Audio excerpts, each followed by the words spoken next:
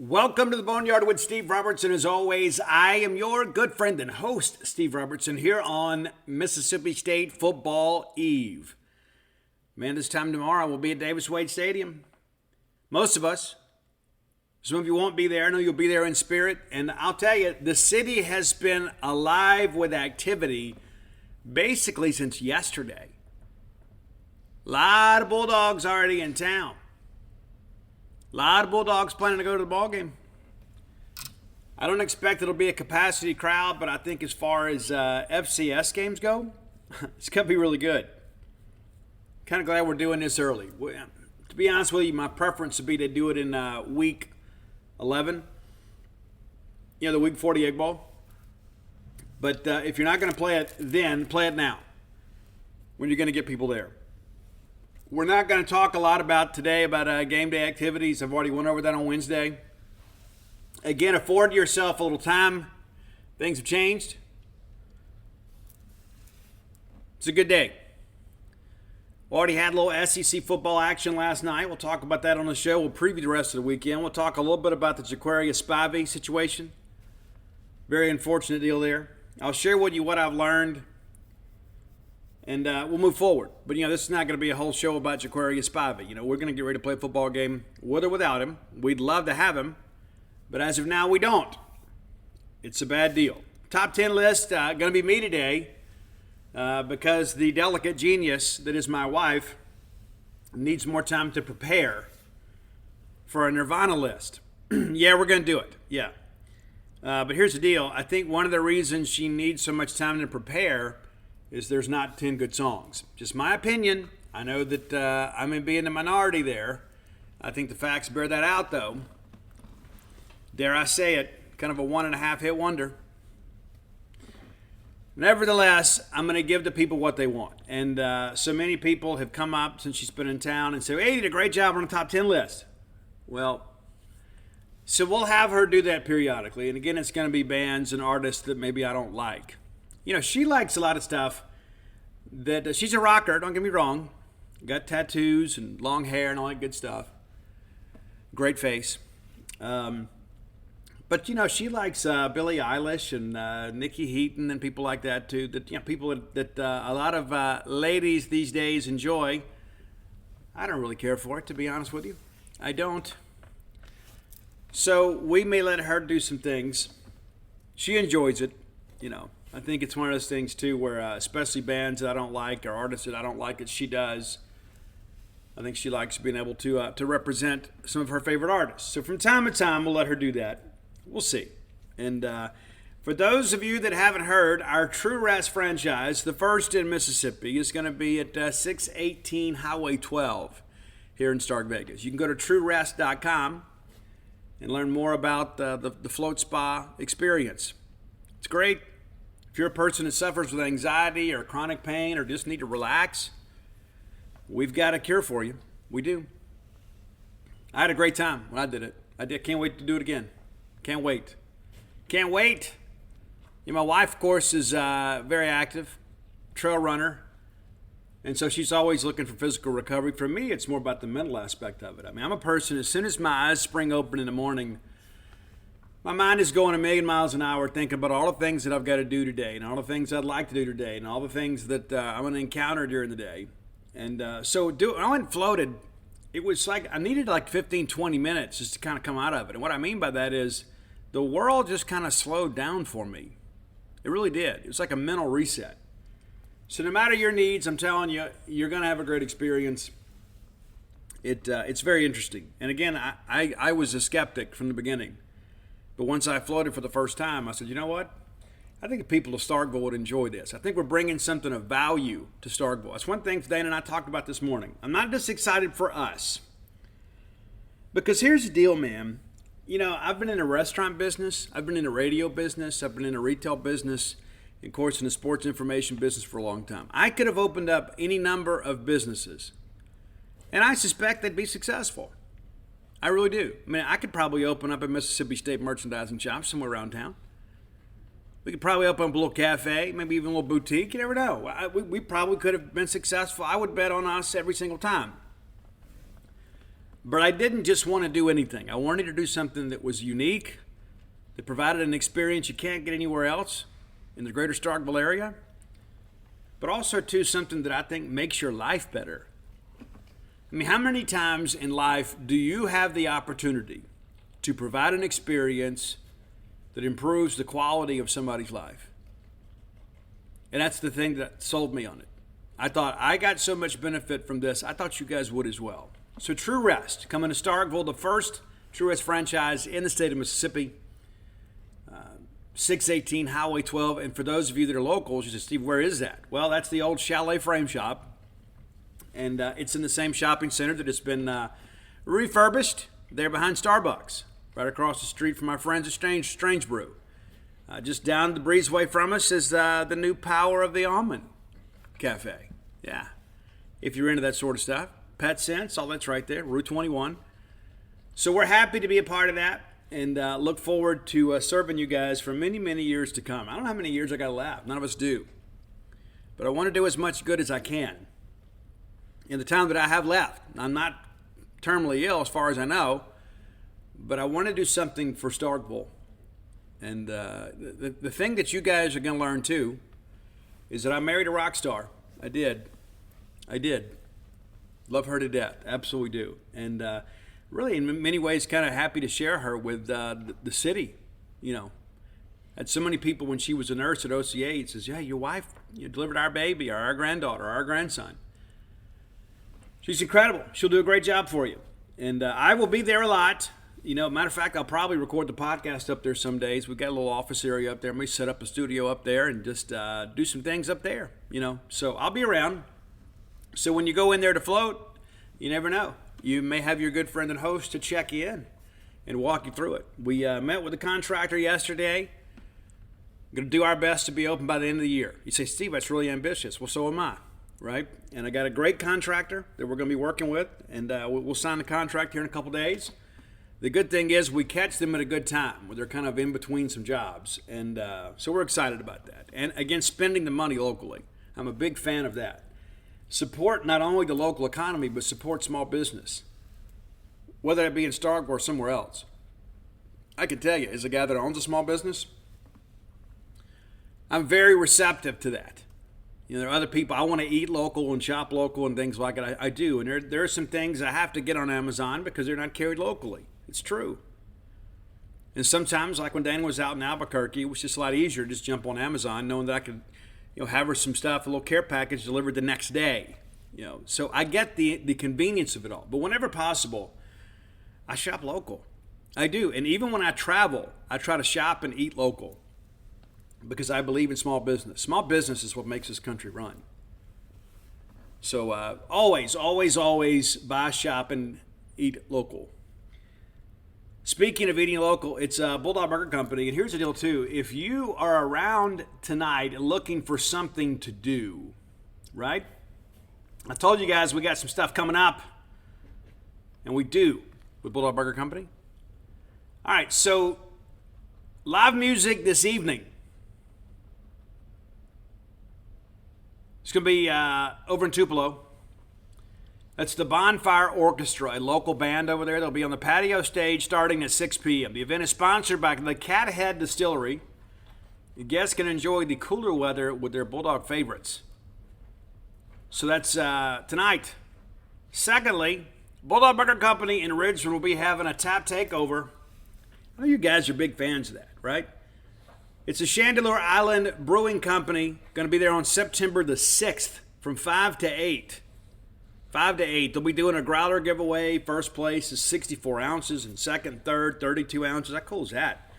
They'll be featuring the Love Bug Sour, the Guava Jelly Sour, the H90 Surfside Wheat. Most excitingly, there'll be a special release feature of the Key Lime Pie Sour. There we go. That's pretty cool. So be sure and check that out. Of course, 3 great locations to serve you. University Drive here in Star Vegas.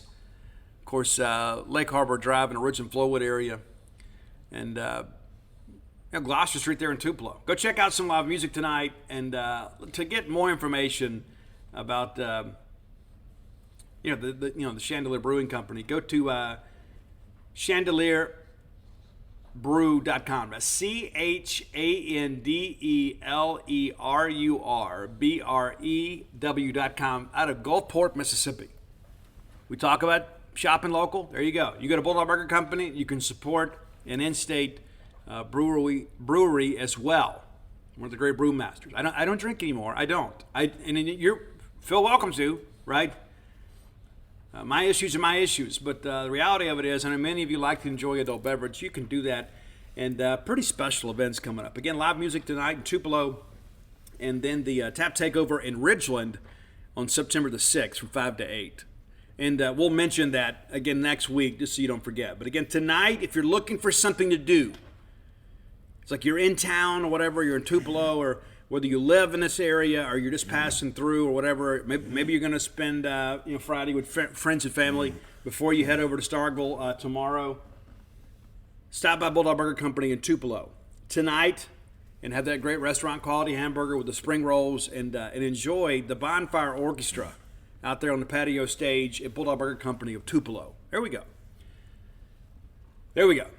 Bulldog Burger Company, the place where people go to meet, M-E-A-T. All right, let's look at college football. Vandy's already played a game. They won against Hawaii.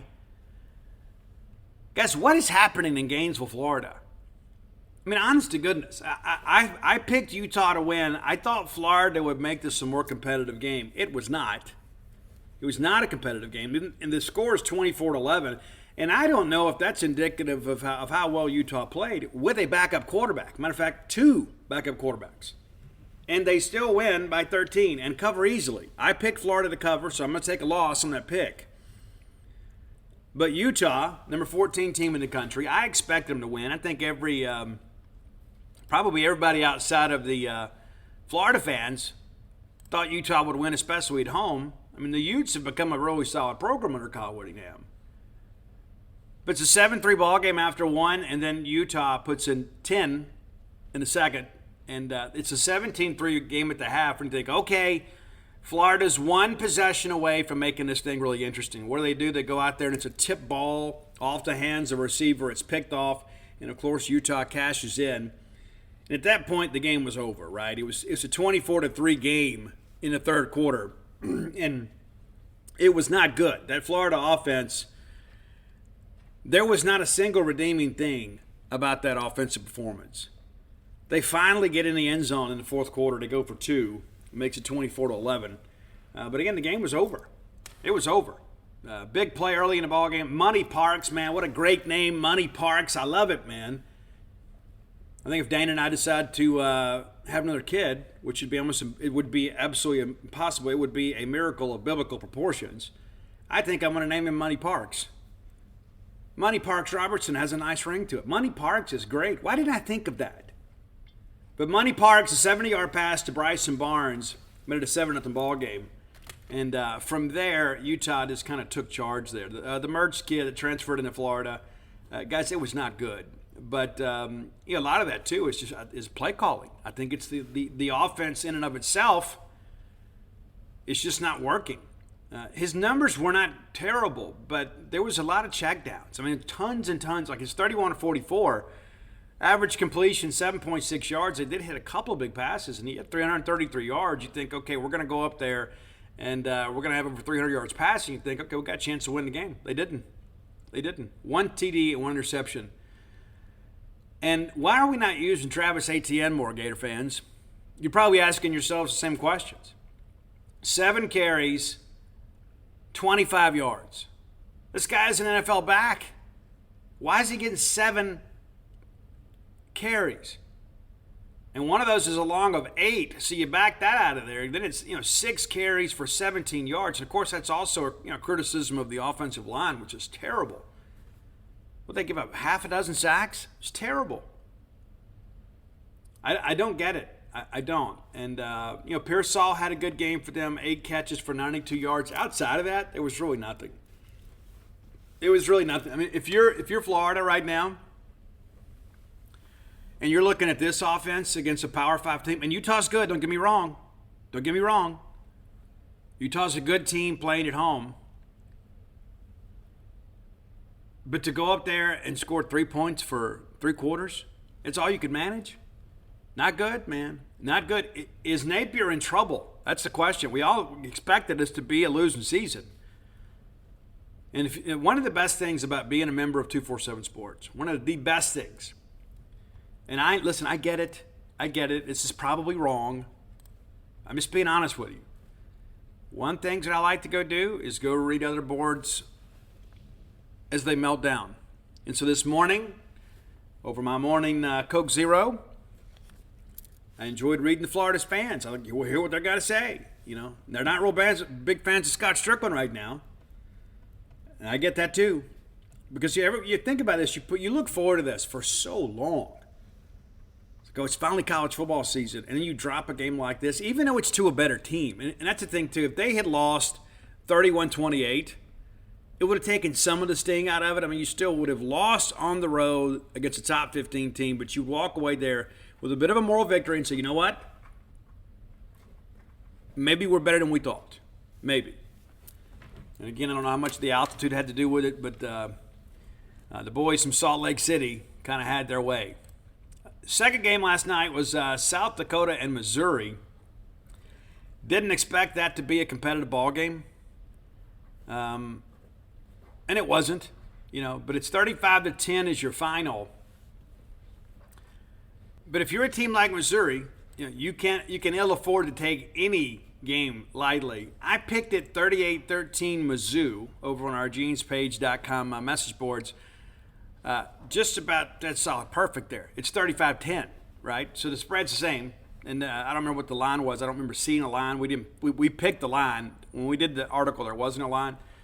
But Brady Cook gets off to a good start. A couple of good touchdown drives there in the first quarter, makes it 14-0. It's a 28-3 ball game at the break.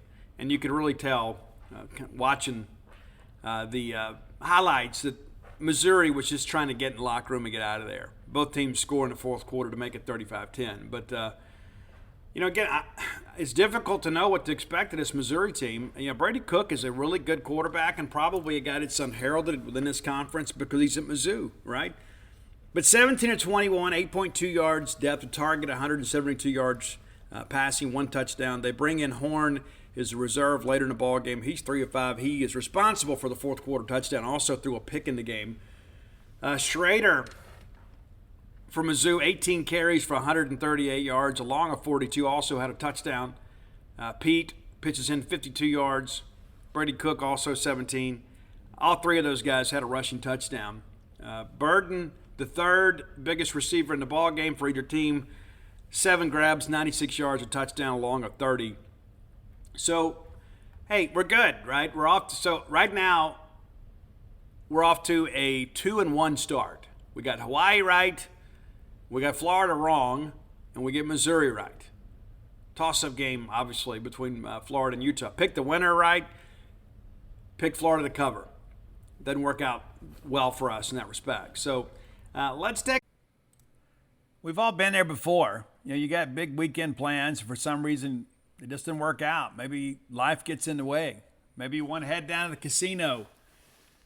Maybe take some of their money. I like to do that. Well, MyBookie's new and improved online casino is here to change the game for you. Dive into truly realistic casino experiences featuring the latest in slots, progressive jackpots, and live dealer action, all from the comfort of your own home. Take advantage of weekly blackjack tournaments and a brand new collection of high-end games for a chance at real cash rewards. The MyBookie Casino provides a Las Vegas experience when the action's in your hands. And the best part is you don't even have to wear pants. How cool is that? Your adventure at the MyBookie Casino begins today with a generous sign-up bonus using promo code Boneyard. That's promo code Boneyard to secure yourself a sweet deposit bonus. And that's not all. Because their revamped loyalty program ensures that you'll be showered with rewards, including free spins, cashback offers, and a host of exclusive VIP perks, the more you play, the more you'll win. Play anytime, anywhere with the MyBookie Casino. Again, that's promo code Boneyard. Hey, Bulldog fans, do you enjoy live entertainment like I do? I'm always going to rock shows or going to ball games. I'm always going somewhere that requires a ticket. So when you're looking for tickets to your next game, concert, or show, make shopping for tickets a little bit easier with TickPick. the original no-fee ticket marketplace that brings you the best prices for all the events you love. And now, TickPick is partnering with Zip, so you can shop now and pay later. How cool is that? Zip allows you to shop at TickPick and split your payment into easy monthly installments. Visit TickPick.com and use promo code ZIP20 for $20 off your first purchase of $199 or more with Zip. Zip can only be used for U.S. purchases, and Zip may charge a fee at checkout. Certain merchant products, goods, and service restrictions may apply. See Zip's terms of service at www.zip.co/US. Loans to the Zip app are originated by WebBank, except for Zip-originated loans in Colorado, Nevada, Massachusetts, and Maryland. Shop for all your tickets at TickPick.com and check out with Zip to split your payments into easy installments. Zip makes it easier than ever before to get your tickets now and pay for them later at TickPick.com. Check out with Zip at TickPick.com. Hey, Bulldog fans. You hosting a big shindig soon, maybe a horror movie marathon, maybe an impromptu game night with friends. You want to get cozy with friends and family and maybe even serve up some pumpkin beers? Yeah, great. Well, don't do it without Drizzly, the go-to app for drink delivery. With Drizzly, you can find all the right drinks for whatever you're planning and get them delivered directly to your door. Boom, hosting handled.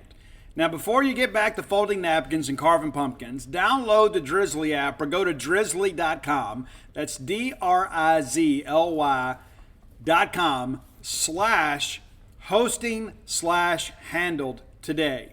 Again, that's drizzly.com, DRZLY.com/hosting-handled today.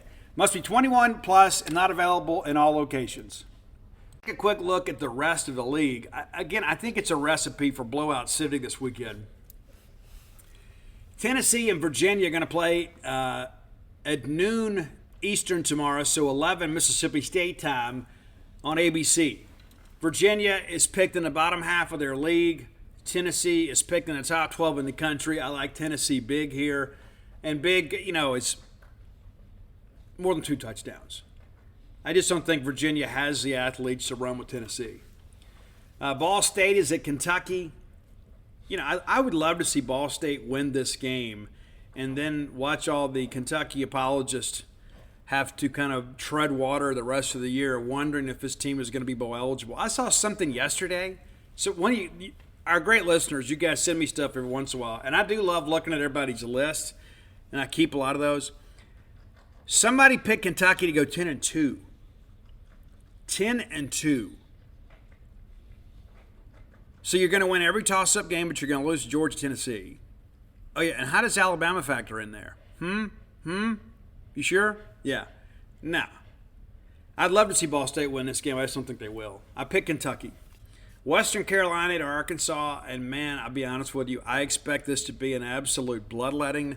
I think that's not breaking news. But when you think about a healthy KJ Jefferson and a healthy Rocket against a team of this caliber, you're going to find out the difference in the strength and conditioning program is about 10 minutes in.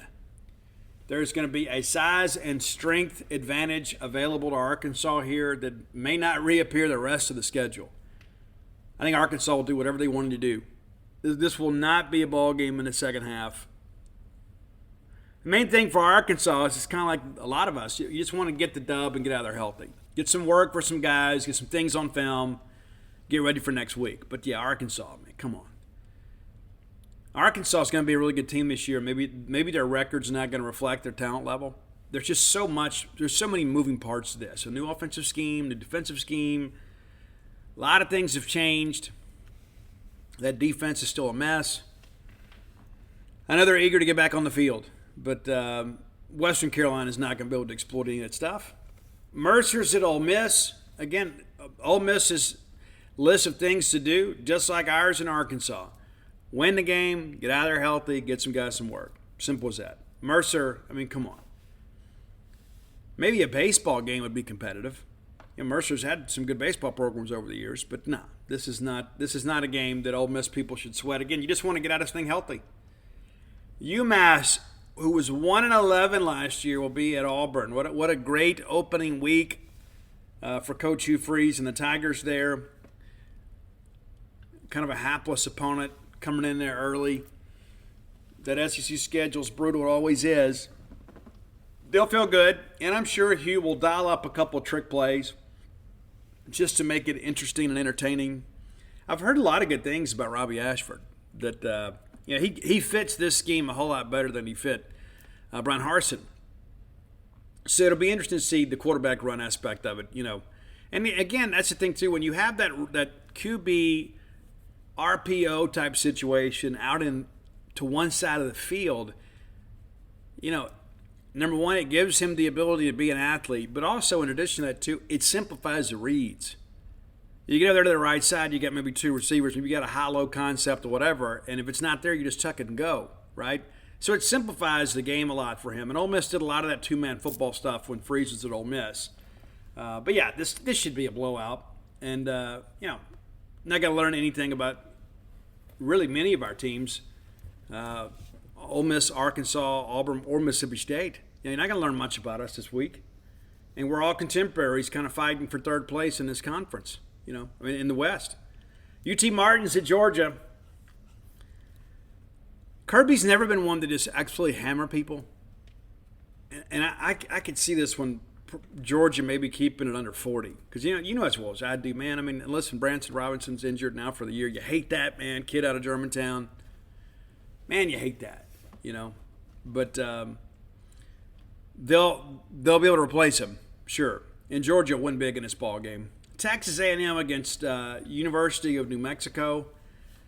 The Lobos. There's a part of me, I think, hey, it's Zach Arnett's alma mater. I should have some sense of, compassion or rooting interest. I don't. Spent a lot of time out in Albuquerque, you may have heard. And so, I'm not pulling for UNM. Now, would it be funny if UNM beat A&M? Yeah. You know what I really want to see, though, is I want to see the first, Petrino Fisher meltdown over play calling. Now, there should not be any trepidation or anxiety involved in this ballgame, but there should be no reason for anybody to have a high-pressure situation. If they do, Ross Bjork ought to go ahead and be getting the checkbook out. If you struggle against this New Mexico team, it is not going to be a good year. It's not going to be. But you're not going to tell anything from A&M this week. It's just kind of getting them out there, going through the motions, kind of seeing how well we've done on install. And again, what kind of wrinkles is Petrino going to bring? Well, when Bobby was at Arkansas, they were a lot of fun to watch, especially when they weren't playing us, right? I'll tell you my Petrino moment, too. Because, I was on the sidelines a lot back then taking pictures. And I had a great relationship with Nile Davis. Great. Running back Nile Davis. Nearly came to Mississippi State, elected to go to Arkansas. Absolutely love that kid. He's got an amazing story. And he fumbled late in the ballgame against us. And I can assure you, nobody felt worse about that than Nile Davis did. And I'm sitting there and I'm feeling bad for this kid that I have gotten to know over the course of a couple years before he, went to Arkansas. And he battles and works his way back from injury, becomes starting running back. And after he fumbles the football, he's walking to the sidelines, and you can see how dejected he is. And I'm sitting there reading Bobby Petrino's lips. He's like, how could you do that? How could you do that? Well, how he could do it is he got absolutely totaled on that play. You hate it, but the human body can only do so much. And I've always, always, always remembered that moment. And maybe because I have an inherent bias because I'm a Nile Davis fan. But my opinion of Bobby Petrino changed a lot that day. And, of course, it had been all this other stuff. He'd been rumored to be taking over at Auburn and, meeting with boosters and everything behind Tuberville's back and, left Louisville and then goes over and coaches the Falcons for a while and kind of leaves in the dead of night. There was already a lot of evidence to suggest that Bobby Petrino wasn't my cup of tea. But that moment for me, I just thought to myself, this guy's not the kind of coach I want leading players. That's, you may feel differently, but that's how I felt about it, There was already enough evidence to suggest that perhaps that was the case. And then, of course, what happened later, with the motorcycle accident Dr. Evil quotes. Yeah. Yeah, I'd love to interview those witnesses about all that. But it's behind us now. But nevertheless, I think it's going to be an interesting mesh of the egos between Jimbo and Bobby. And, of course, Jimbo's got the big whistle, so, he can fire you, Bobby. But if you're Jimbo, too, you better be careful that you don't have somebody going informing on you behind your back. It's difficult to reform shady people as adults. All that said, A&M should win and win big. Alabama A&M is at Vanderbilt. Clark Lee tries to do and say all the right things in the media. He talked about how tricky Alabama A&M is. Let me tell you this, Clark. If you guys struggle with Alabama A&M, and all due respect to Alabama A&M, they just don't have the scholarship numbers. They don't have the resources for strength and conditioning that you do. And if this game is competitive, Vandy's in a lot of trouble, which they already are. This is one of the only two games. I've got them winning the first two games and losing the next 10. So I think this is probably the last one. And listen, last year I left Vandy for dead too, and they ended up, thanks to Mike Wright, winning a couple ball games that we didn't expect them to. But you got to win this week. Middle Tennessee is at Alabama. Our buddy Jason Simpson, is a guy that I guess Jason's at UT Martin. Excuse me. But Middle, of course, we got Manny Diaz from there. We have a little bit of a relationship with the folks up there at Middle Tennessee. As Manny says, they just call him Middle. Well, there will be no salvaging anything this weekend if you're MTSU, the Blue Raiders. I mean, and we spent some time up there. I mean, it's a beautiful part of the country. It really is. I can see why young people want to go to school there. But they're going to see their classmates get absolutely destroyed this weekend against Alabama. North Carolina and South Carolina, I told you guys for a while, I'm excited about this one. Again, this is a 6:30 kick. So we'll get through our game, and probably by the time you get to the tailgate, this one will be up and running good. And for us, we still got media. We'll have it on press row or whatever, and we'll be able to get home and watch this. But the night game on Saturday, North Carolina and South Carolina, this could be interesting. And listen, Shane Beamer and the Gamecocks could give themselves some margin to work with. I think most people are expecting UNC to win this game. Of course, the game is played in Charlotte. So we'll see. But I like UNC, one of the better quarterbacks in the country. And Spencer Rattler, too, for South Carolina. I mean, so this is going to be about which quarterback plays better. Probably the guy that makes the big mistake. Probably the guy that's going to lose. But I took UNC to win the game. LSU's at Florida State. I've been back and forth on this over and over and over and over again. I think after what happened last year, because Florida State has kind of snaked them on that game because LSU had so many problems in special teams in that game. Malik Neighbors, former Bulldog commitment, some of you say serves him right. Malik Neighbors had a big year last year, a tough opening game. LSU's going to get Florida State. It's like the more I think about it, and I was like, you start looking at the mental aspect of it, you start looking at what's coming back. And the fact that Florida State played that LSU offense before Daniels really kind of came into his own. Like before Brian Kelly and those guys knew how to utilize Jaden Daniels, the offense was rather pedestrian. And that's even through the Mississippi State game. So they're going to see a much different brand of Daniels and LSU offense this go around. And while Florida State's got some athletes, I just don't think they have enough. So running back to your winners again for Saturday. We got Tennessee, Kentucky, Arkansas, Ole Miss, Auburn, Mississippi State, Georgia, Texas A&M, Vanderbilt, Alabama, North Carolina, and LSU. That's how I see it. You may disagree, and that's okay. That's the fun part of it. It'll be a little bit different next week. That's for sure. It'll be a little bit different next week. Just kind of get looking ahead a little bit. We'll see Ball State again. Vandy's at Wake. Ball State's at Georgia. Eastern Kentucky. Ole Miss is at Tulane. A&M is at Miami. Kent State's at Arkansas. Austin Peay's at Tennessee. Texas and Alabama. Middle and Missouri. Grambling at LSU. McNeese is at Florida. Arizona. Night game for the Bulldogs next week at Mississippi State. Furman's at South Carolina. And then Auburn and Cal. So you've got some nice non-conference matchups. Probably about half and half, right? You got half of these games that'll be absolute dogs. And you got another half that should be really good games. And so, again, this week, the recipe for a lot of blowouts with only a couple of games maybe 3 games you look at and say, you know what, hey, this is an interesting matchup, and one of those is already passed. That's the Florida-Utah thing. But that UNC-South Carolina game has the potential to be a really entertaining game, and you know what we're going to get Sunday night with OSU-Florida. It's Labor Day weekend, folks. You can stay up late and have a great time, but you need to stay up late in Starkville, Mississippi. But that's how I see the league. You may see it differently, but I'm ready to tee it up and start seeing those scores come through. And you know how much fun it is to watch the SEC Network, the SEC Now show, and get the interviews and all that kind of stuff. And because I just want to see what everybody has to say as the season unfolds, because there's a lot of people that have said a lot of things that don't make a lot of sense. And so as these games begin to unfold, everybody after week 1 is going to be hyped up with the exception of Florida.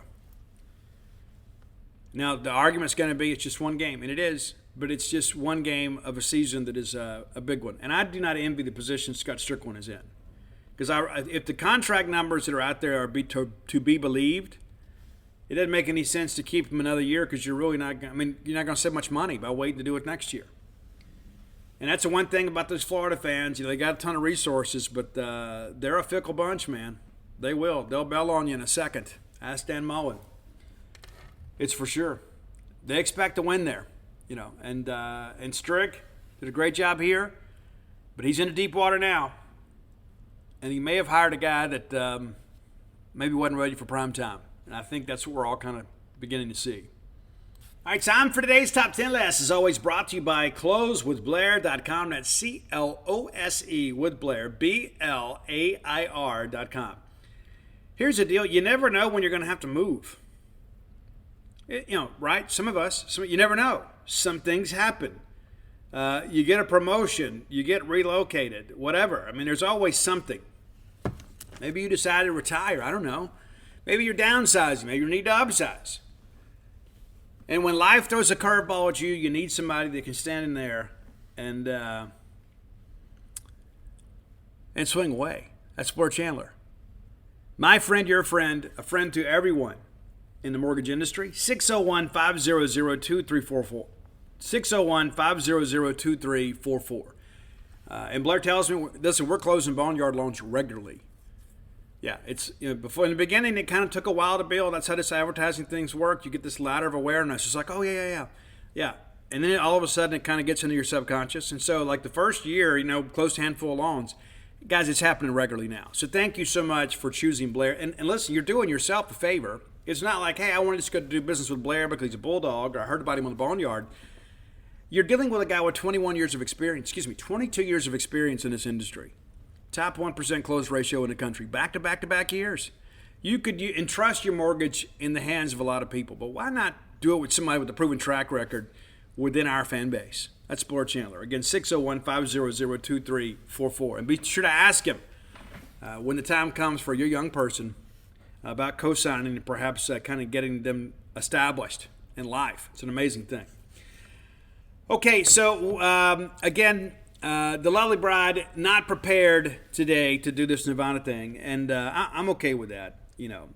Truly I am. But all that said, it's not as easy to put these lists together as some people think. Now, it's one thing if it's like your favorite band, you can run through the hits, right? But if you're a fan like me, when I think about if you ask me to put my top 10 Shinedown songs together, it's going to take me a day. It is. Because it's like, how does some songs just hit you at a certain point in life and they mean a little bit more to you? And then there's some songs that get overplayed, right? And there's other songs you kind of forget. Because when I'm traveling, sometimes I like to listen to albums in their entirety. But, it takes a lot of time and effort sometimes to put these lists together. But, if you just told me, hey, Steve, could you give me your top 10, Rat songs, even though one of my favorite bands, I could probably put that together for you pretty quick. Because I listen to Rat regularly. Steve, give me your top 10 Motley songs. Well, I could probably do that too, because I've been asked that question so many times over the years. It's not as much, we take this pretty seriously, so it's not as easy as you might think. But Roy had the idea. The American Idol alums list did really well. A lot of good feedback on that. And so we decided, let's go with American Idol judges. We'll just kind of piggyback off our own idea here. about American Idol judges. And of course, there have been several over the years, and didn't do them all. But here are my 10. And I guess I should probably send this list to Roy. So hang on, uno momento, por favor. All right, we're back, ready to go. Number 10 on our list, not really my cup of tea, but it's Nicki Minaj, and I went with Anaconda. I'm not real familiar with her catalog, so some of you say, Steve, come on. But she samples her Mix-a-Lot. How could you go wrong with that, right? I did like the song she did with G-Eazy too. I did. Get Some Money? Yeah, you know that one. Number 9, and this one was a difficult one to do. Again, not my cup of tea, but it's Harry Connick Jr., a crooner, and it's like he's from a different era, right? It's like the big band stuff. But guys, he has done a ton of covers. And he did the soundtrack for When Harry Met Sally, so a lot of those songs on there, It Had to Be You. It's a Frank Sinatra song. And when Harry Connick Jr. pulled that off, a lot of people said it sounded a lot like Frank Sinatra. If that's your cup of tea, good for you. It's not mine. But I went with a great track that he wrote off the She album, kind of a funk track called I Could Only Whisper Your Name, which was part of the Mask soundtrack with Jim Carrey. I believe, if memory serves me correct. That's the first time that we laid eyes on Cameron Diaz. How about that? Of course, Cameron Diaz, famous from the Audio Slave song, Doesn't Remind Me. No, the beautiful, beautiful, talented actress was the female lead in The Mask, which made it even better. Number 8, again, not my cup of tea. I do like some country. I'm just not a big Luke Bryan fan. I think it kind of comes off a little bit contrived and amateurish to me. Maybe you see it differently. But the song that I've heard regularly within our fan base and around Duty Noble Field for years is That's My Kind of Night. I know the SEC Network used it for a while. It's just about, hey, going out there and you got your hot girl next to you and you got your cold beer. And not that we promote drinking and driving on the show, but I'm all about having a good time too. I just don't drink. But Luke Bryan's That's My Kind of Night, number 8. Number 7, love this guy to death, man. Been a Keith Urban fan for years and years and years. I know a lot of people say, Steve, Keith Urban's not really country. Well, you call him what you want to. I just call the guy ultra successful. Guy's amazingly talented. We've done a Keith Urban list, and I'll tell you what, you could probably update that thing every couple of years because Keith is still turning out good music. Guy's had a great life. But we're going to go with Kiss a Girl, number 7. I want to kiss a girl, don't you? Absolutely. Speaking of kissing girls, number 6 on your list, Katy Perry. And no, we didn't go with that song because she said she kissed a girl and she liked it. We're going to go a different direction here, and maybe I probably should have put Keith Urban ahead of her, to be quite honest with you, but I didn't. It was a nice segue, though, right? We're going to go with Waking Up in Vegas, and I don't know that I'll ever look at Katy Perry the same after her,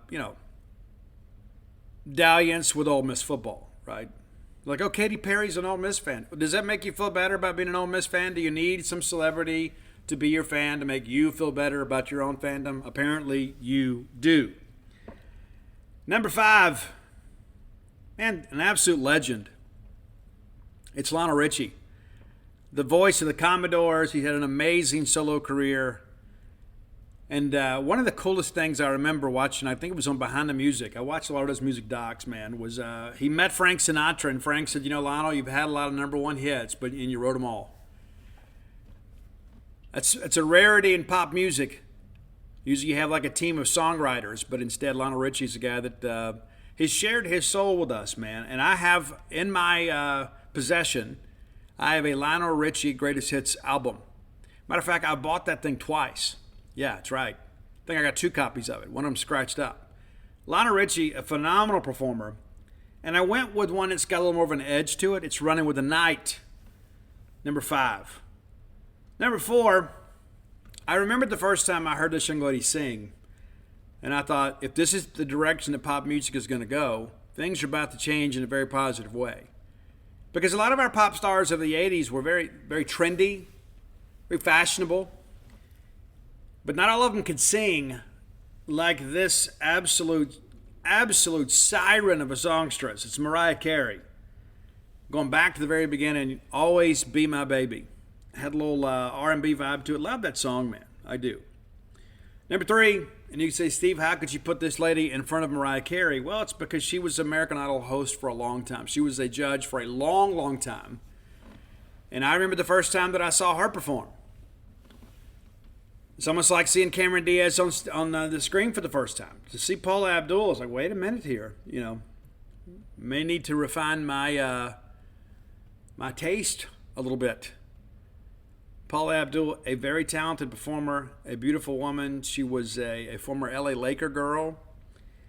And got it all started with the song Straight Up. And that's what we're going to go with number 3, Straight Up. Could have gone with Cold Hearted Snake. Promise of a New Day. Could have gone that direction too. But no, Straight Up. Great song. Loved the track on there too. But Paula Abdul, very, very talented. And a judge for a long time. You know, kind of reintroduced her to a new generation of fans. Number 2, it's Randy Jackson and Journey. Randy also played bass on the Divinyls' first album. You remember the Divinyls? I Touch Myself, that song? Yeah. That's a good one, but no, they didn't make our list. Randy was also the bass player in studio and on tour on Journey's Raised on Radio album. I was in high school when that thing came out, and here's the thing: when Raised on Radio came out, it was like, you know, Journey had so much success in the early '80s, and it felt like they were beginning to fade a bit. And they came out with this amazing album, Raised on Radio, which was kind of the story of our lives, right? You know, when I was a kid, we had 4 TV channels. Like nowadays, I mean, goodness, we got 900, right? It's nuts. It's also watered down. But Journey, a band from our childhood, was born again with Randy Jackson. This is when Ross Valerie was on hiatus from the band. And could have gone a lot of different directions here, right? Could have gone with I'll Be All Right Without You. Could have gone with Be Good to Yourself. But we went with The Girl Can't Help It. She Needs Love. She hadn't found what she's looking for. Great song, man, and Randy Jackson performed on that album. And Randy, of course, has worked with some great performers. He was a studio session player for many, many years. And now really kind of a national celebrity. Number 1, though, my favorite American Idol judge of all time. I know some other people didn't like it as much, and I don't care. I don't care. Number 1, it's Aerosmith, Steven Tyler. Could have gone a lot of different directions here. And hope Steve is doing well. We have some mutual friends in the recovery community. And so occasionally I hear that he's doing well. I've never met Steven Tyler. I have seen him perform multiple times. My favorite ride at Disney World is a rock and roller coaster. The first time that Disney guests have ever been turned upside down, the rock and roller coaster. And America's Greatest Rock Band. You're like, Steve, no, it's true. You could make a case for the Eagles, but it's Aerosmith, okay? Because there were some times some of those Glenn Fry songs kind of took the Eagles into a country music direction, until Joe Walsh joined that band that they really weren't a rock band. I'm just going to say it for what it is. But I'm going with Same Old Song and Dance off Get Your Wings, which is a phenomenal album. If you can get that, if you can find Pandora's Box, which is like all the Columbia album releases, you should.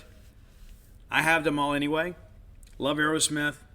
Matter of fact, the Aerosmith logo was going to be my first tattoo, and then I just couldn't pull it off. Couldn't get it together, right? And I still don't have that, which is crazy to think, right? But Aerosmith kind of been the soundtrack of my life for decades, man. You know, for me, I got into Aerosmith in high school, you know, and really what brought Aerosmith back for my generation was when Run DMC had Walk This Way. It was a collaboration between classic rock and emerging rap that really changed a lot. And I think you can go back and you can look at that moment when music changed for young people. Like, and you're still reaping the benefits from it, right? It kind of like, well, wait a minute, if Aerosmith is cool with this, then maybe we should be too.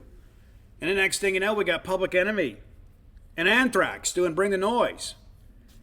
And then in time, you have the Franchise Boys with Korn, and you can go all the way down the list. And you know, rock and rap, in many respects, is very similar.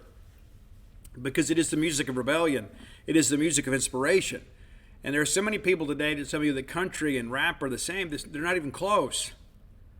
Not even close. Even with this homogenized version of country music we have today, it's not the same. It's not. Rock and rap, very much cousins when it comes to America's music. And again, it all goes back to Aerosmith and Run DMC's Walk This Way. And shortly thereafter, Joe Perry was reunited with Aerosmith, of course, at the time, and they had done the Done with Mirrors album, which was not very good. Things were a mess, but when Permanent Vacation came out, and Dude Looks Like a Lady, and Angel, and Ragdoll, and probably my favorite track on that album is Heart's Done Time. Absolutely love that album. And I went out and bought it. It was the first Aerosmith album that I ever bought. And it changed everything. Then Pump came out. The next thing you know, Aerosmith rises to a new level of stardom with a new generation. And again, when you look at the longevity of this band and the fact that it's the original members, there have been some times that there have been some changes. But by and large, it's the same five guys that started this whole thing in the beginning. And so it's important to understand that. There's some staying power with those five guys. So there you go. That's your top 10 list for today. Again, one day next week, we'll finally do Nirvana. I know some of you are excited. You think, oh, I never thought we'd do it, Steve. Yeah, well, the wife wants to do it, and so I'm going to let her do it. So I'm going to keep my fingers off of that, right? I don't want to do it. And I also want to respect you folks that are Nirvana fans. I'm sure she'll have some things to say that'll be factually inaccurate that I have to get on here and correct about the history of grunge music. But that said, I'm going to give her this mic and let her do that one day next week. Maybe it's Wednesday, maybe it's Friday. But really happy to have her in town for ball game weekends, not just to help. Us can get pictures and kind of upload stuff and that sort of stuff. I can always use the help. It's not just that. But she hadn't been to a football game in a couple of years because of work. And so it's going to be great for her to have a chance to be Davis Wade Stadium. And as she told you guys last week, it's not just about coming home to me, which is numero uno, but kind of reconnecting with you guys and the Mississippi State family. We went to Zach Arnett's Dog Talk show last night and ran into a lot of people and a lot of our friends, and it was great. And I'm sure I'll be back. I'm sure I'll be back to go enjoy that experience. But it's good. It's good anytime that we can kind of convene together as Mississippi State fans and just kind of focus on Mississippi State. That's always a great thing. Always, always, always a great thing. Next segment of the show brought to you by Campus Bookmart, a Starkvillian institution. Campus Bookmart has always been there for you. They always will be there for you whenever you need Mississippi State merchandise. You're looking for your interlocking gear. Maybe some of you said, you know what, Steve, I'm going to wait. And so I get to town, and I'm going to shop local. I'm going to spend my money at a Starkville business. Well, thank you for doing so.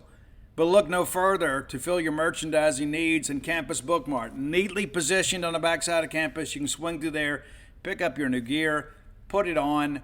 Next thing you know, you're on the Mississippi State campus. Just take a quick ride there. Next thing you know, you're right there at your tailgate spot or at one of Mississippi State's historic sporting venues. If you can't make it to town, visit them on the World Wide Web at campusbookmart.net. And by being a loyal Boneyard listener, we'll give you a phrase that pays. That is BSR, which stands for Beautiful Steve Robertson.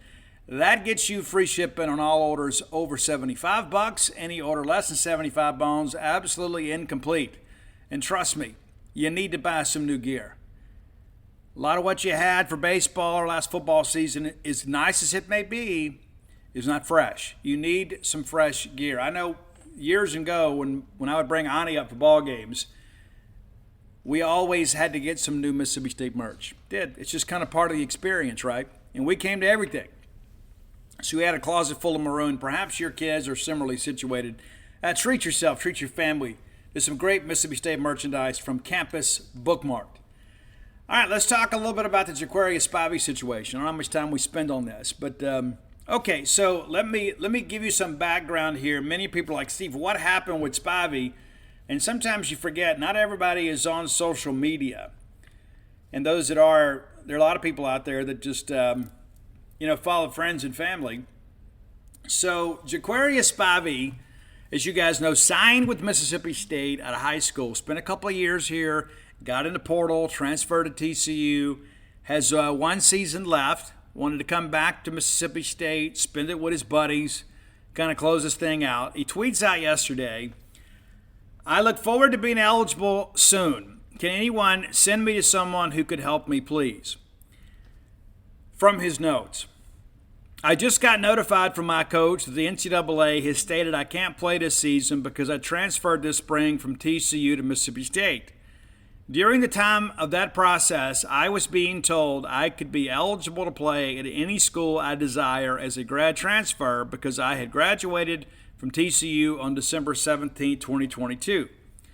My delay on the decision was because we played in the NAFL Championship on January 9, 2023, and school for TCU started on January 13, 2023. So I was rushed into classes by the academic advisor who does not work at TCU anymore for some odd reason. During that time, he said I just had to be in classes in case I was to not transfer and stay at TCU. I still decided I was transferring no matter what, so he told me I could transfer and leave and be eligible anywhere else. My reason for leaving TCU was to come to Mississippi State for my last year to play with the guys I had already had a bond with and thrive at the new tight end position. I want to know why I'm being punished for transferring when I took every step that I was told by a higher authority at each university. Can anyone point me in the right direction so I can help him play this season?" So here is what I have learned about this. Apparently, this has been an issue for months, and it all stems from the fact that he enrolled for classes this spring at TCU. Now, I don't know all the legalities or the specifics behind that, but I understand because he enrolled for classes, he was considered enrolled there and then enrolled here. My understanding is that a grad transfer situation should really trump everything, right? This is a guy that was advised by the academic advisor at TCU. This is what you need to do to be eligible. You play in an NAFL championship game, which, that's an elongated deal. So it's not like, okay, well, he just all of a sudden decided to transfer. If he is to be believed, and I have no reason to doubt him, he informed TCU of his intentions to transfer prior to playing in an NAFL championship game. So basically the way this thing is set up is because he was in an NAFL championship game and then followed the advice of a TCU advisor, that has made him ineligible to transfer, and he's already used his one-time transfer exception, so it would require a waiver. I understand that he has been turned down 4 times since the transfer. 4 times. And a lot of people, the first thing that I notice, there's always some people out there like, oh, well, Mississippi State didn't do something. Guys, your compliance department have worked on this 4 months. Everybody was optimistic this is going to be taken care of. There was no reason to believe it wouldn't be. And now here we are, and he's not going to be on the dress list. Now, hopefully it can get resolved. And let's just kind of say it for what it is. Jaquarius Spivey, a nice piece for us, especially considering that, we had to build the tight end room up from nothing. But he's not a pro prospect. Right? The chances of him playing in the NFL are just remote, right? And we talk so much about the student-athlete experience, and Zach Arnett touched on that last night during Dog Talk, it's supposed to be about the student-athlete. Well, how in any way are the best needs of the student-athlete protected here? What does this young man get out of this other than a chance to play his final year of eligibility that he's earned, all because of some paperwork? And as Jaquarius mentions, he's no longer at TCU. I don't know if he left of his own volition, if he was fired. Don't know what the situation was. But at the end of the day, the adults in the room have to do what's best for the student athletes. Now, you would think TCU could step up and say, hey, we don't oppose this waiver. There's a young man that came in here, didn't play as much as he wanted to. He's got a chance to go home, be closer to home. It should all be pretty easy, but it's not. So yesterday, a large number of you all, either on Gene's page or Facebook or Twitter, either tagged me or messaged me directly and said, hey, Steve, do you think you could reach out to Tom Mars here? Tom Mars and I worked together during the Houston Nutt, Hugh Freeze era of my life. ultimately Tom and I worked together, and it was the records that Tom provided to me, which I found the phone call that changed everything. So Tom and I have a friendship. We still interact from time to time. We don't talk every day like we used to. People forget in all this stuff too that the reason Tom Mars contacted me in the first place through a mutual friend is because of Houston Knight. Because Houston Knight was being defamed and falsely being accused of so many things to protect the current staff, the staff that was there at the time at Ole Miss, not the current one, but when Hugh Freeze was there, the powers that be were trying to protect their program and their personnel at the time, and so people were kind of scapegoating Houston Knight, and we were able to prove that. And there was a lawsuit that was filed. It wasn't a defamation suit. It was basically a contract dispute.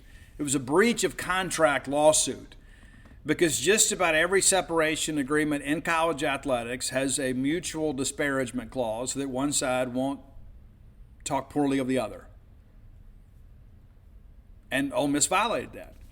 And they settled the case.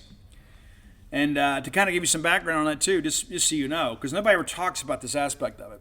So what we learned, and I say we, me, what we learned in those phone records is there were a lot of Ole Miss-friendly sports writers. I'm reluctant to call them journalists, but they were water carriers for the Ole Miss administration. And so what we were able to do is, and again, me, what I did is I got those phone records because all this broke. The Pat Forty story broke about the major investigation. It was the same weekend of Ole Miss's big recruiting weekend. Shea Patterson, all those guys were coming in. So apparently everybody panicked. So everybody gets on the phone. Kyle Campbell gets on the phone. Ross Bjork gets on the phone. Hugh Freeze gets on the phone. And so I go through, and because I'm in sports journalism, able to connect some dots here. There were calls made to Ed Ashoff, calls made to Bruce Feldman, calls made to Stephen Godfrey, and many others. Some other names that you know, even more localized. And then within a minute or two, these tweets started getting fired off. Hey, multiple sources confirmed this, and everything they said was completely false. Everything. And so I took those phone records, we put a timeline together, and we just basically matched them up. Ed Oshoff, God rest his soul, got a phone call from this person and immediately fires off a tweet. And so there was the weaponization of social media in the hands of Ole Miss-friendly reporters. They weren't journalists, they're reporters, reporting what they're told, not vetting it out. There weren't multiple sources involved unless they happened to speak to Kyle Campbell and Ross Bjork. But my point being is that that's what brought us together. And then after all this stuff happened, with Hugh Freeze, and we've talked about that ad nauseum. I even wrote a book about it, and which turns 6 tomorrow. How about that? Flim Flam has its 6th birthday tomorrow. The official release date was September 2nd. My Facebook memories today are filled with pictures of people with their first copies of Flim Flam. So if you want to read about all that stuff, get you a copy of Flim Flam. But in the middle of all this, we began to have these eligibility issues pop up, and Hugh Freeze's,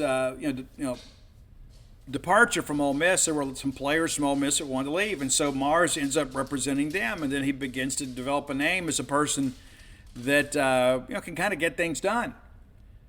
And so he's handled several of these eligibility cases and had a tremendous amount of success. And so obviously, people are aware of that. I mean, he had a situation here a couple weeks ago with Marshall and Charles Huff where they were able to get a guy eligible who hadn't been eligible in a long time. And so people are like, hey, Steve, could you reach out? And it's not about Mississippi State. I'm going to be honest with you here. Mississippi State is not likely not going to win or lose any more games than we ordinarily would because Jaquarius Spivey doesn't play. Do we want him to play? We absolutely do. But that's the selfish side of the situation. At the end of the day, what's best for Jaquarius Spivey?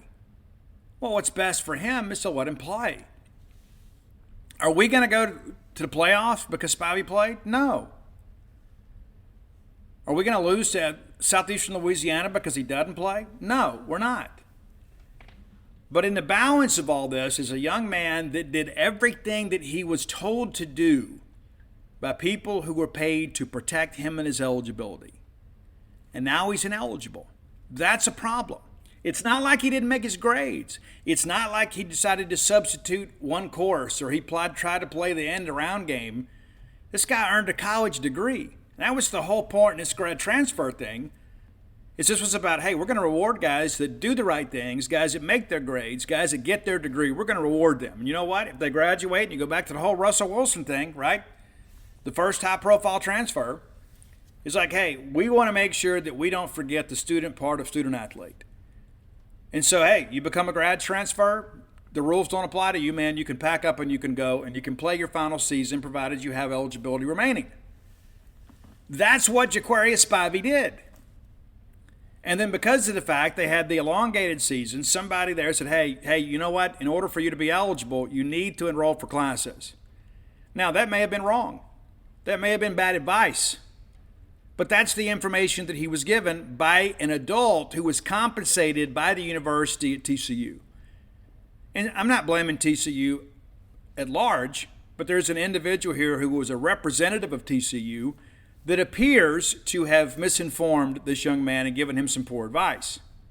Now, we've been hearing for a long time that he was looking to leave as a grad transfer. We didn't know if he's coming here, and we knew there was some academic things that kind of had to work through. But the reality of it is even if he needed the spring semester to complete the requirements for his degree, he would still have been eligible to transfer. I mean, what do we gain by having the guy go through spring practice? He still would have played. I mean, he shows up as TE1. Him and Rylan Godet are TE1 and 2 because we didn't have any tight ends. So it's not like he was held hostage and like, oh, well, you want to be the starter, you got to come here in the spring, and then he just stabbed TCU in the back. That's just not the case. And so you would think that a reasonable person could look at this situation and say, you know what, hey, let the kid play. Right? It's not like he's Reggie Bush. And at the end of the day, his talent level should not have anything to do with this. This is simply the right thing to do. But to rule him ineligible and then to deny him over and over and over again, obviously he has worked through football-related activities and is prepared for the season, and that's the thing too. Guys, we only get to play football about 3 months. That's it. You get September, October, November, it's done.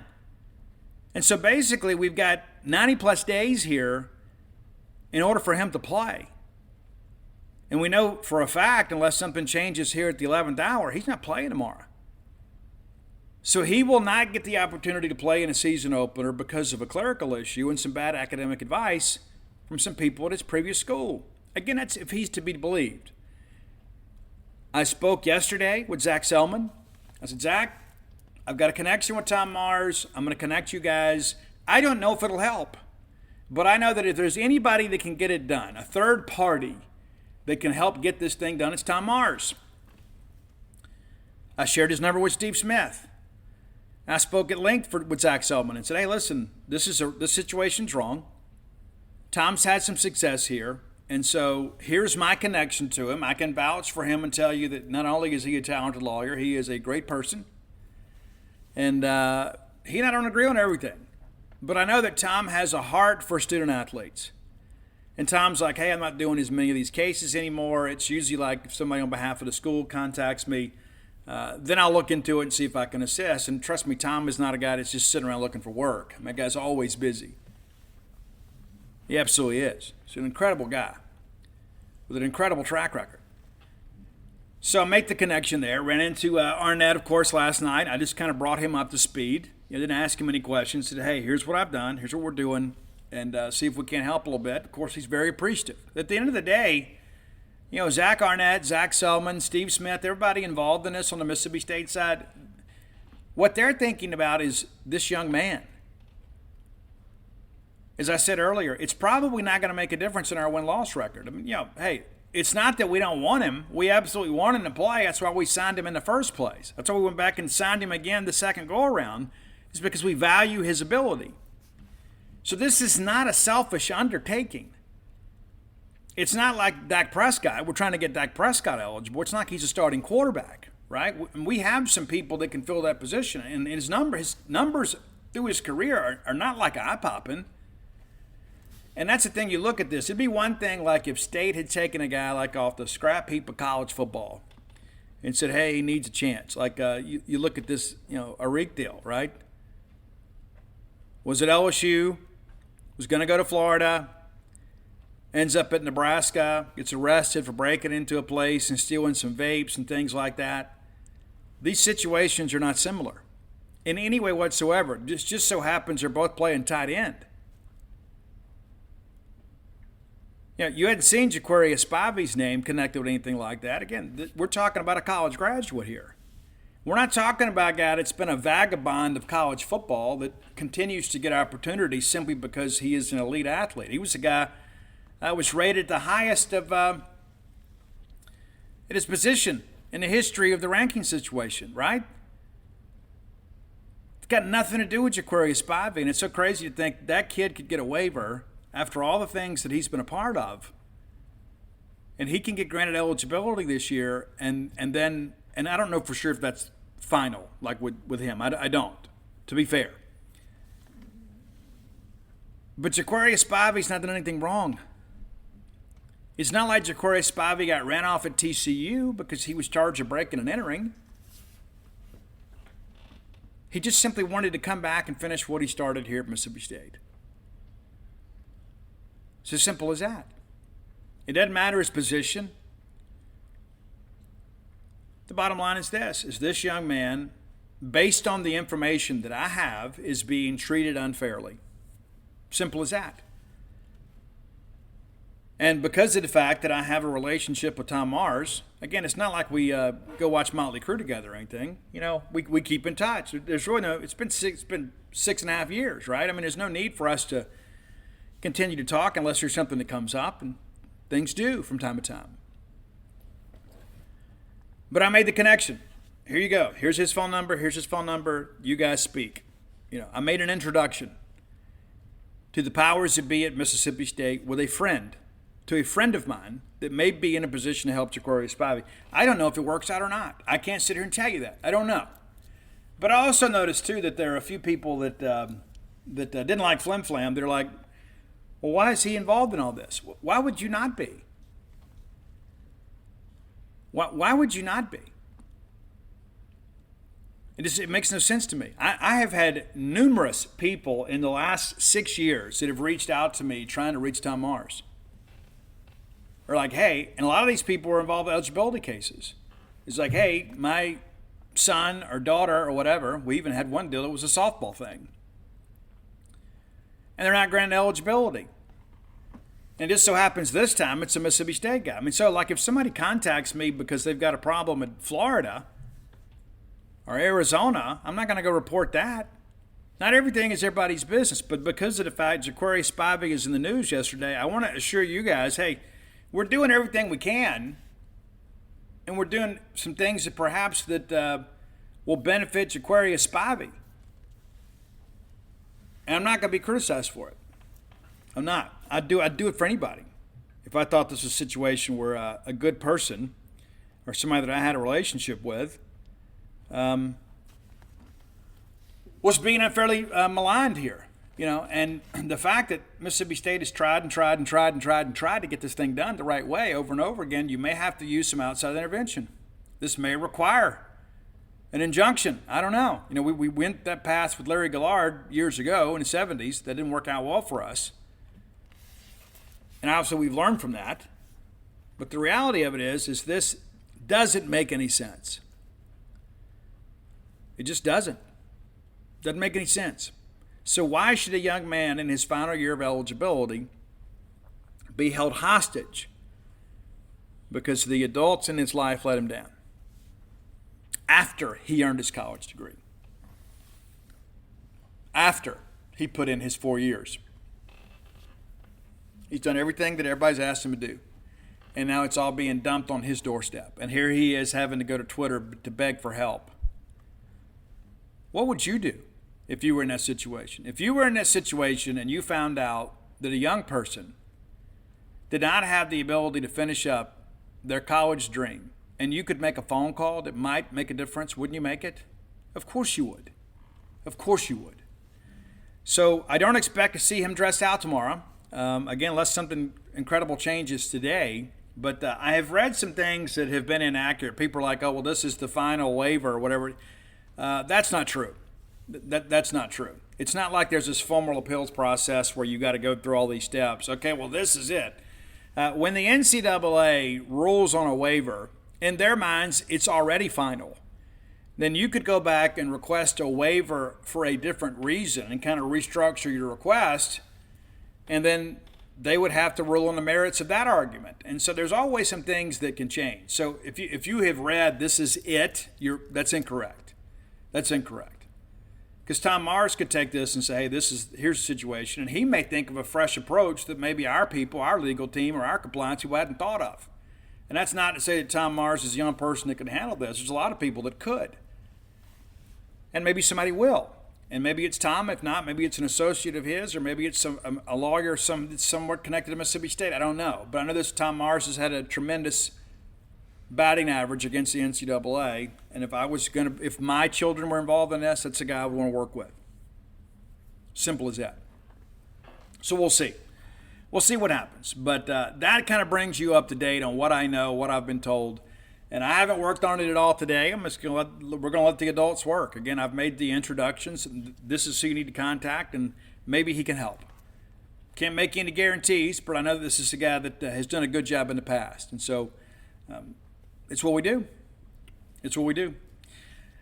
All right, you may have seen by now that we have hired Justin Frommer away from the Columbus Dispatch. Of course, the Dispatch, we gave them plenty of notice. This is something that's been in the works for a while. Justin's a guy that interned at 247 years ago with Michigan State, and so we're happy to have him come aboard. The Dispatch has already brought in Benjamin Rosenberg, a guy that a graduate of Northwestern, from what I gather, and his first day on the job is today. And, of course, we announced Frommer this morning. They come right behind us and announced Benjamin. It was important to me to do things the right way here. I'm a big proponent of that. I got to deal with the Dispatch, right? I got to deal with the Starkville Daily. I got to deal with the Ledger. And, there's been no love lost between me and the Ledger, but I love Steph. I think Steph's amazing. He's a great guy. I love being around Steph. But the reality of it is I got to do what's best for my business. And we had an opportunity to hire somebody else that's going to help us with some team coverage. And so rather than go out there and go get Joe Q. Fan, I wanted to go get a somewhat more objective voice. I wanted to get somebody with a journalism background, not a reporter background, not a fan site background. I wanted to go get somebody that I thought would bring some things to the table that maybe I don't, and the rest of the crew maybe a little bit different. It's like we go hire Neil Stubchinski, former Mississippi State and Northwestern talent evaluator, a guy that did all the cut-ups, a guy that did scouting reports for pro teams and for college teams. We're able to go get him on a part-time basis and bring him and let him give his scouting reports of the players that Mississippi State is recruiting and committed. Nobody else has that. We go out and get Rion Young, a guy that has been very, very connected with recruiting in this state now for a couple of years. And, he is a guy, too, that just has a passion for recruiting. Doesn't have a journalism background, but he has a passion for recruiting. And so we're all going to work together. We'll get him up to speed. He's going to do a great job. And so when I took over Gene's page, I told you guys there were going to be some changes. And there are more changes in store because I'm not a status quo guy. There are a lot of people out there, it's like once they reach a comfortable standard of living, they just kind of quit pushing, right? It's like, oh, well, this is good enough. Listen, I don't know how much time I got left, right?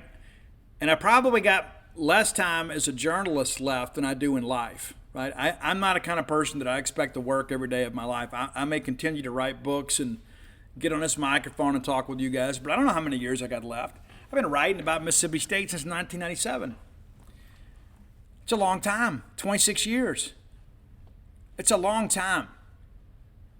I spent a lot of time on the road, and my family's made some tremendous sacrifices so I could chase my dreams. And so I don't know how many years of this I have left. And in many respects, especially on the recruiting side of this, I'm a dinosaur. I've been doing this longer than anybody. Nobody has covered recruiting Mississippi State recruiting longer than me? Nobody. And so I began to think about that, but not only the whole legacy part of it, and just the totality of your life. How many phone calls do you have in you to high school kids, right? And so I wanted to get a little younger and kind of bring in some new blood, but also people that were a little different from me, And there's a lot of me and Rion. I'll be honest with you. Rion's the kind of guy, he'll call me every day. He's all excited about this player and that player, and it's been good for me too. Matter of fact, the wife and I are headed over to Winona tonight to watch Winona and Grenada play. And we'll get some video. I think that Fat Clark is terribly underrated. I think TJ Lockhart is a guy that's probably a little bit underrated too. His younger brother is going to be one of the top players in the state next year. So we're going to go over there and see them. And, of course, there's Aaron Travis, Southern Miss commitment. So we'll get some pictures of him too. And we'll upload them in our system to help our friends out at Southern Miss. Because that's what you do. That's what professionals do. We're a team, right? And so there's so much of that goes on, that goes into this. And listen, we got an amazing team. We do. And I got some guys that are going to age out. I got people at times that may leave for other opportunities. And so I have a responsibility to always make sure that our business, which is the biggest business in the history of Mississippi State coverage, continues to be number one, continues to evolve and grows. We've had some amazing people over the years that have worked with us. People forget that. We've had a lot of people that were some of the first articles they ever wrote publicly were on Gene's page. It's true. And so when I took over officially, of course, I'd kind of been the day-to-day operating manager, kind of the COO for years. But now all of a sudden I got to get involved with a lot of other stuff too, and it takes away from my writing time. And so I'm thinking, okay, well, I don't want to sacrifice the quality by reporting, because every time somebody loses a password, they contact me. They didn't do that before. Anytime somebody has a dispute with another user, they contact me, And usually my advice to them is just put them on ignore if you guys can't get along, right? Simple as that. But there's a lot more to it these days. In addition, I got to do the show, wrote a book, launching a new business, and but things will calm down, and they have considerably here in the last few weeks. And, of course, wife will be home full-time soon, so my mood will be a lot better, I can assure you. But the reality of it is I owe this to you. It's not just about me. It's not just about our ability to make a profit. And we had a record year last year and on pace for an even bigger one this year. And so we're going to be around. And my hope is even after I'm gone that I can pass the baton to somebody else. And that's the hope, So you start bringing in this next generation of writers. And guys, when I first got started, I was scared to death. I was so incredibly insecure about writing. I didn't want to be judged. There are a lot of times I didn't even want Gene or David to put my stories on the front page, because I had this imposter syndrome type thing. I was like, well, David's a better writer than me. I've been reading David Murray my whole life. I don't want my story to be above David's, That was never a David thing. That was a Steve thing. And so I love Dave. I love Mike to death. I do. I have no idea how long they're going to work. They're probably going to work longer than I plan to in the totality of their life, But this stuff gets in your blood, man, and you get excited about life, and you get excited for a new football season. And I have to make some difficult decisions at times. And there are a lot of things that pop up. I mean, again, there's stuff that's on my plate now that wasn't before, because I'm the owner-operator of this whole thing. And I'll be honest with you, and there's some stories that I'll tell later down the road. Guys, when we walked into 247 Sports in Nashville to discuss the potential merger, I walked in there not wanting to do the deal. I mean, before I even heard them out, I was like, I don't want to do this, because we had competed against those guys for so long. And, I used to always make this comment, because when I worked for Fox Sports, I used to say we're a name, not a number. I'm a competitor. And at times I'm probably too much of a bitter competitor. It's the truth. And one of my biggest flaws, I think, is that I can be a very vicious and vindictive person. I'm just admitting that to you today. That's just kind of how I am. I'm the kind of person, I always feel like I have to win. I hate losing worse than I hate anything in my life. It's true. And that encompasses a lot, right? Because I'm a competitor. And so it's important for me to understand, and for you guys to understand, is that this is bigger than me. This is bigger than all of you. And when I think about basically the institution that's been built and the relationship that we have with the university and so many of you, and coming to us in record numbers for your news on Mississippi State, yeah, it's bigger than me. When I was younger, we had a deal where, basically, the Clarion Ledger broke all the big news stories when it came to Mississippi sports. And then things began to evolve, and you began to evolve. In the beginning, everybody just waited to see what was in the paper, because if it wasn't in the paper, it wasn't true. That was the big thing, too. And I think it all started with a newspaper journalist that said, hey, if it's on the internet, it's got to be true. Well, it turned out in times we were true. And we could update news right away. They would have a story in the morning, they're done for the day.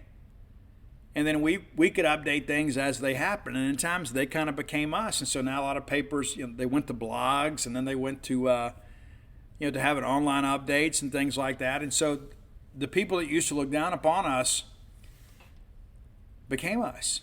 And now guys like Justin Frommer are leaving the print media for what we do because they see the career path to be a little bit better. And not to mention, working for the Columbus Dispatch is interesting how that whole thing is set up. The Columbus Dispatch writer, by and large, has to do everything. It's men's basketball, women's basketball, baseball, softball, whatever there has to be done, they cover it. Well, when you join a team like ours, there's a little more of a centralized focus. And so happy to have him along for the ride. And he won't have to do much baseball. He's not required to do it. He'll do some, but he's not required to do it. We've got an army of people, and we're going to approach this. And the way that I've always looked at that is like, hey, I remember we had 2 stories a day, and we thought that was a big deal. Guys, on Wednesday we did 11 stories. We'll do double-digit stories again tomorrow. If you're looking for news about Mississippi State, you come to us. That's not to say there's not some talented writers out there that are writing some very good feature work that I'm somewhat envious of at times. It's true. There's a lot of people out there that do some incredible work, and unfortunately, I can't hire them all. But we hired Justin Frommer, and Justin's a guy that's from Michigan. He's a big Red Wings fan and Pistons, and I'm sure we'll have some discussions about that sort of stuff. But the reality of it is that we saw this as an opportunity to improve our site and improve the content that's available to you guys. And this is a guy, too, that, again, he doesn't come from a Mississippi State background. So I think it gives us a little different deal. It gives us a much different voice in addition to what you have with the rest of us that come from a Mississippi State background. It's a different dynamic. And so we're going to try it, and I'm excited about it. I think he brings a lot to the table. And I'm just kind of eager to get everybody up and trained. And, we'll see what happens, man. But the reality of it is I'm just not a status quo guy. I'm not just going to say, well, you know what, this is fine. I'm always looking for ways to improve myself and to improve our staff, and I try to go out and hire coachable people. But at the end of the day, it's not just about a paycheck. It's a passion. I want to look back one day when I'm, done with all this, and maybe this is my vanity speaking, but I want people to say, you know what, man, that Steve Robertson, that guy really gave his all to cover Mississippi State. That guy gave us something that nobody else ever did. Because I love all of you, and I love Mississippi State. And I love reporting about Mississippi State. I love the relationship that we have. And this is an institution and an athletic department that is very near and dear to my heart. And so I want to make sure that we do a good job documenting this point in Mississippi State history. So when future generations look back and say, you know what was this really like? We will have done a good job explaining what it was like. And as a guy that's written books about Mississippi State, I can tell you the record keeping in the previous generations was not very good. It really wasn't. And so that's part of the challenge for me, too, is I want to make sure we do a better job than anybody else when it comes to documenting Mississippi State sporting events. So when your children and grandchildren one day want to say, hey, hey, Grandpa, hey, Grandma, what was it like to watch Jake Mangum play? Not only can you tell them, you'll be able to show them. And you'll be able to find all these articles that we've written and books that I've written and things like that and say, hey, here it is. Here's the historical event, the accounting of that event that you can read. Because growing up as kids, we didn't have that. We were lucky to even get the score of the ball game printed in the paper sometimes, right? So sometimes I think that we get a little bit misunderstood at times, but the reality of it is this is our era to document the Mississippi State story. And the way that I see it, the more talented individuals we have doing that is better for everybody involved. If you hadn't done so, go to whenthebottomfalls.com and you can order my newest book. It's pre-order. It will be printed probably late September, early October. We'll get those to you. I had somebody message me the other day and said, hey, I didn't get my book yet. Well, you pre-ordered it, right? So we'll get that to you. And then all my sports books are there. I will do some appearances, obviously, this fall and winter. We'll get out and check you guys out, and give you a chance to get some signed copies. If you order through the website, the copies are signed. Just so you know, if you order through whenthebottomfalls.com, the website, you can find that and all my sports books there. That's Flim Flam, Alpha Dogs, Stark Villains, and Dogpile. And, of course, Flim Flam turns 6 tomorrow. If you haven't read that book, you owe it to yourself to do that, even though some things have changed since then. It's an amazing time, not just in my life and in your life, but in the history of Mississippi sports.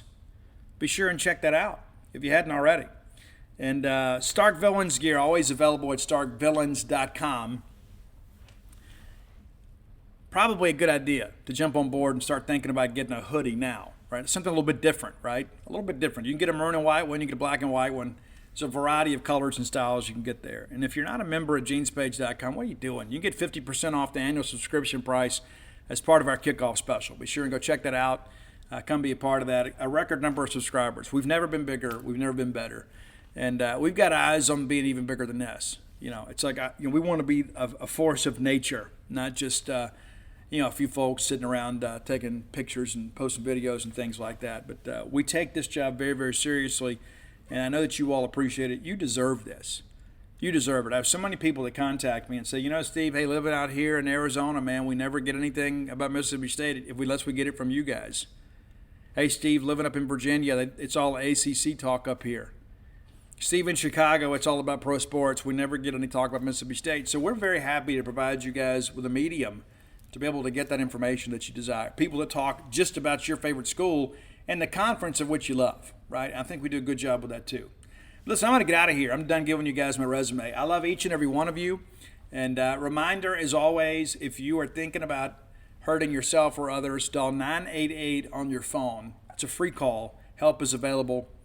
We need you on this side of the grass. There's some big things ahead, right, for Mississippi State and for you. And no matter what you're going through, always remember it's not always going to be this way. This too shall pass. Good, bad, or indifferent, this too shall pass. But hang in there, keep your heads up, and let's go cheer these dogs on tomorrow for victory number 1. Until next time, let's all live our lives in a way we'll make more friends than enemies, and people can see a difference in the way we live.